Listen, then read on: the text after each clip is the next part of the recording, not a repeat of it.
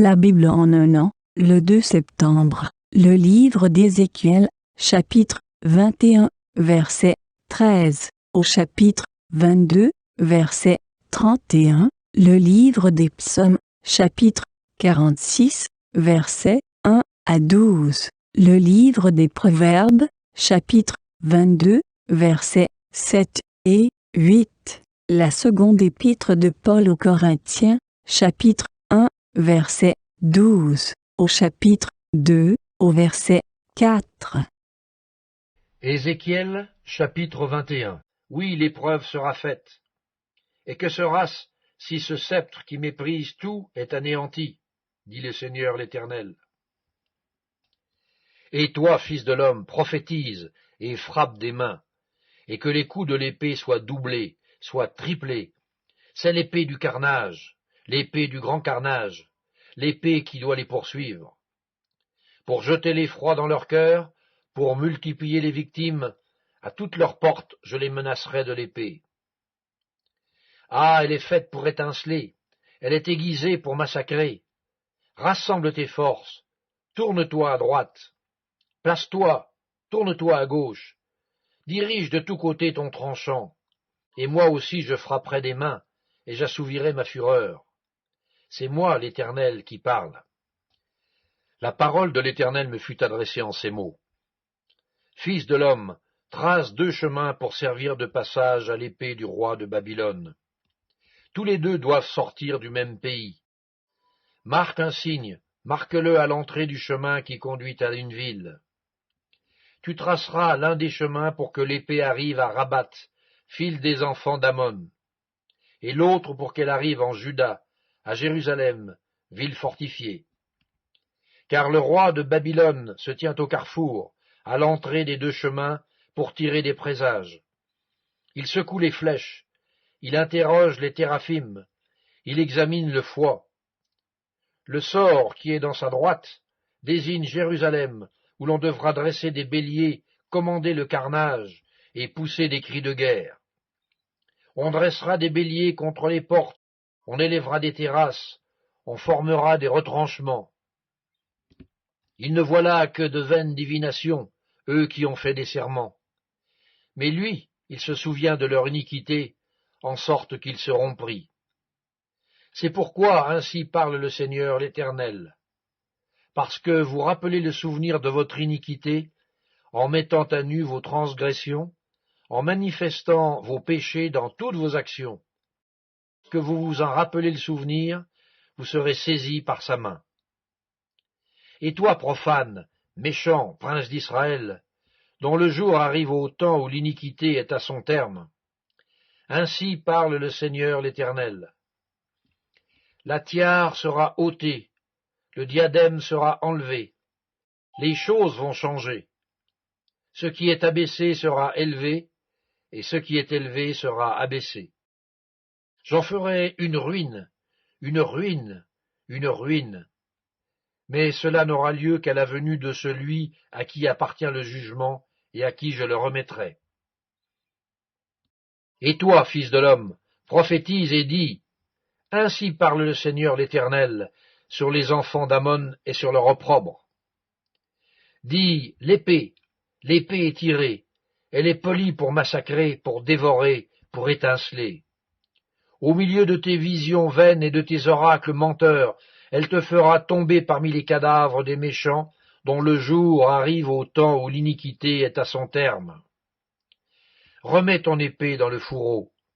Je te jugerai dans le lieu où tu as été créé, dans le pays de ta naissance. Je répandrai sur toi ma colère, je soufflerai contre toi avec le feu de ma fureur, et je te livrerai entre les mains d'hommes qui dévorent, qui ne travaillent qu'à détruire. Tu seras consumé par le feu, ton sang coulera au milieu du pays, on ne se souviendra plus de toi, car moi, l'Éternel, j'ai parlé. Ézéchiel, chapitre 22. La parole de l'Éternel me fut adressée en ces mots. Et toi, fils de l'homme, jugeras-tu? Jugeras-tu la ville sanguinaire? Fais-lui connaître toutes ses abominations. Tu diras, ainsi parle le Seigneur l'Éternel. ville qui répand le sang au milieu de toi pour que ton jour arrive, et qui te fait des idoles pour te souiller. Tu es coupable à cause du sang que tu as répandu, et tu t'es souillé par les idoles que tu as faites. Tu as ainsi avancé tes jours, et tu es parvenu au terme de tes années. C'est pourquoi je te rends un objet d'opprobre pour les nations, et de moquerie pour tous les pays. Ceux qui sont près et ceux qui sont au loin se moqueront de toi, qui es souillé de réputation et pleine de troubles. Voici, au-dedans de toi, tous les princes d'Israël usent de leur force pour répandre le sang. Au-dedans de toi, l'on méprise père et mère, on maltraite l'étranger, on opprime l'orphelin et la veuve. Tu dédaignes mes sanctuaires, tu profanes mes sabbats. Il y a chez toi des calomniateurs pour répandre le sang. Chez toi, l'on mange sur les montagnes. On commet le crime dans ton sein. Au milieu de toi, on découvre la nudité du père. Au milieu de toi, on fait violence à la femme pendant son impureté. Au milieu de toi, chacun se livre à des abominations avec la femme de son prochain. Chacun se souille par l'inceste avec sa belle-fille. Chacun déshonore sa sœur, fille de son père. Chez toi, l'on reçoit des présents pour répandre le sang. Tu exiges un intérêt et une usure. Tu dépouilles ton prochain par la violence. Et moi, tu m'oublies, dit le Seigneur l'Éternel. Voici, je frappe des mains à cause de la cupidité que tu as eue, et du sang que tu as répandu au milieu de toi. Ton cœur sera-t-il ferme? Tes mains auront-elles de la force dans les jours où j'agirai contre toi? Moi, l'Éternel, j'ai parlé et j'agirai. Je te disperserai parmi les nations, je te répandrai en divers pays, et je ferai disparaître ton impureté du milieu de toi. Tu seras souillé par toi-même aux yeux des nations, et tu sauras que je suis l'Éternel. La parole de l'Éternel me fut adressée en ces mots. Fils de l'homme, la maison d'Israël est devenue pour moi comme des scories. Ils sont tous de l'airain, de l'étain, du fer, du plomb dans le creuset. Ce sont des scories d'argent. C'est pourquoi ainsi parle le Seigneur l'Éternel. Parce que vous êtes tous devenus comme des scories, voici, je vous rassemblerai au milieu de Jérusalem. Comme on rassemble l'argent, l'airain, le fer, le plomb et l'étain dans le creuset, et qu'on souffle le feu pour les fondre, ainsi je vous rassemblerai dans ma colère et dans ma fureur, et je vous mettrai au creuset pour vous fondre. Je vous rassemblerai, et je soufflerai contre vous avec le feu de ma fureur, et vous serez fondus au milieu de Jérusalem. Comme l'argent fond dans le creuset, ainsi vous serez fondus au milieu d'elle. Et vous saurez que moi, l'Éternel, j'ai répandu ma fureur sur vous. La parole de l'Éternel me fut adressée en ces mots. Fils de l'homme, dis à Jérusalem, tu es une terre qui n'est pas purifiée, qui n'est pas arrosée de pluie au jour de la colère. Ses prophètes conspirent dans son sein. Comme un lion rugissant qui déchire sa proie, il dévore les âmes, il s'empare des richesses et des choses précieuses, il multiplie les veuves au milieu d'elles. Ces sacrificateurs violent ma loi et profanent mes sanctuaires. Ils ne distinguent pas ce qui est saint de ce qui est profane. Ils ne font pas connaître la différence entre ce qui est impur et ce qui est pur. Ils détournent les yeux de mes sabbats, et je suis profané au milieu d'eux. Ses chefs sont dans son sein, comme des loups qui déchirent leur proie. Ils répandent le sang, perdent les âmes pour assouvir leur cupidité. Et ces prophètes ont pour eux des enduits de plâtre, de vaines visions, des oracles menteurs. Ils disent, « Ainsi parle le Seigneur l'Éternel », et l'Éternel ne leur a point parlé. Le peuple du pays se livre à la violence, commet des rapines, opprime le malheureux et l'indigent, foule l'étranger contre toute justice. Je cherche parmi eux un homme qui élève un mur, qui se tiennent à la brèche devant moi en faveur du pays, afin que je ne le détruise pas. Mais je n'en trouve point. Je répandrai sur eux ma fureur, je les consumerai par le feu de ma colère. Je ferai retomber leurs œuvres sur leurs têtes, dit le Seigneur l'Éternel. Psaume 46, au chef des chantres, des fils de Corée, sur Alamoth, cantique. Dieu est pour nous un refuge et un appui, un secours qui ne manque jamais dans la détresse. C'est pourquoi nous sommes sans crainte quand la terre est bouleversée et que les montagnes chancellent au cœur des mers, quand les flots de la mer mugissent, écument, se soulèvent jusqu'à faire trembler les montagnes. Il est un fleuve dont les courants réjouissent la cité de Dieu, le sanctuaire des demeures du Très-Haut. Dieu est au milieu d'elle, elle n'est point ébranlée. Dieu la secourt dès l'aube du matin. Des nations s'agitent, des royaumes s'ébranlent, il fait entendre sa voix, la terre se fond d'épouvante. L'Éternel des armées est avec nous, le Dieu de Jacob est pour nous une haute retraite. Venez contempler les œuvres de l'Éternel, les ravages qu'il a opérés sur la terre. C'est lui qui a fait cesser les combats jusqu'au bout de la terre. Il a brisé l'arc et il a rompu la lance, il a consumé par le feu les chars de guerre. Arrêtez et sachez que je suis Dieu. Je domine sur les nations, je domine sur la terre.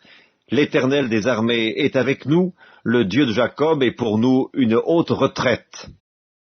Livre des Proverbes, chapitre 22. Le riche domine sur les pauvres, et celui qui emprunte est l'esclave de celui qui prête. Celui qui sème l'iniquité moissonne l'iniquité, et la verge de sa fureur disparaît. Seconde épître de Paul aux Corinthiens, chapitre 1er. Car ce qui fait notre gloire, c'est ce témoignage de notre conscience, que nous nous sommes conduits dans le monde, et surtout à votre égard, avec sainteté et pureté devant Dieu. Non point avec une sagesse charnelle, mais avec la grâce de Dieu. Nous ne vous écrivons pas autre chose que ce que vous lisez, et ce que vous reconnaissez, et j'espère que vous le reconnaîtrez jusqu'à la fin.